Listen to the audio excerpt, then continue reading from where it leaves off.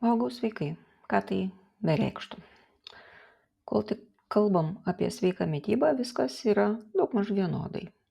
Bet jeigu pradėtumėm aiškintis, ką tai reiškia, tai rastumėm ir šiltus pusryčius, ir daugiau duonos ir grūdų, ir žaliavalgystė, ir paleo dietas, ir 3 kartus per dieną, ir visada šiek tiek neprivalgyti, ir gerti daug vandens, ir gerti pieną, ir negerti pieno, ir būtinai valgyti mėsą, ir vengti mėsos, ir margų, ir prieštaringų, ir visai nesuderinamų rekomendacijų.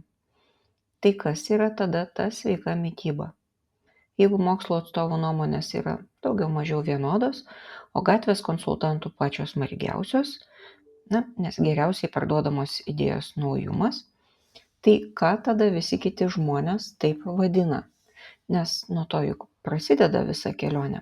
Šiaip labai panašius rezultatus gavau ir savo magistro tyrime, bet o gėda pelėda, jis nepublikuotas. Žmonės dažnai mini specifinius produktus ar maisto medžiagas, kurie jų nuomonė yra sveiki arba vengtini. Čia priklausomai nuo mados, mokslo atradimų bei pasiekimų vyrauja vaisiai, daržovės įvairios vietinės ir egzotinės sėklos, tokios kaip goja, čija ar kinva. Kaip pozityviai vertinami produktai, negatyviai vertinami yra gliutenas, riebalai, cukrus ir panašiai. Maisto paruošimo būdas taip pat svarbus sveikai mitybai. Čia nuomonių skirtumų mažiau, bet čia taip pat plati įvairovė. Ekologiškas, virtas, vytintas, gamintas namuose. Valgymo įpročiai priskiriami sveikai mitybai yra subalansuota mityba, įvairovė, saikas ir reguliarus valgymas. Nieko labai radikalaus, ar ne?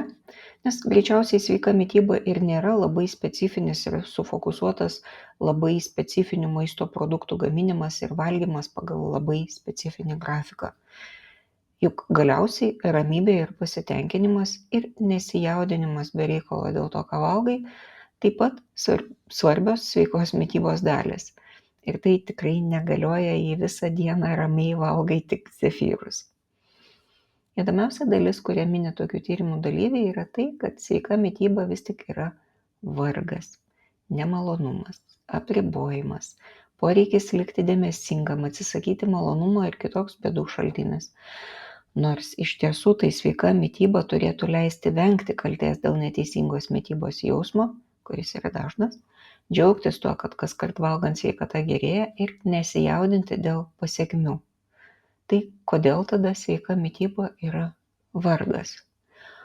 O kaip jums atrodo? Žinau, kad čia nėra teisingų atsakymų, bet šią akimirką labai įdomu, kokia yra subjektyvi jūsų nuomonė.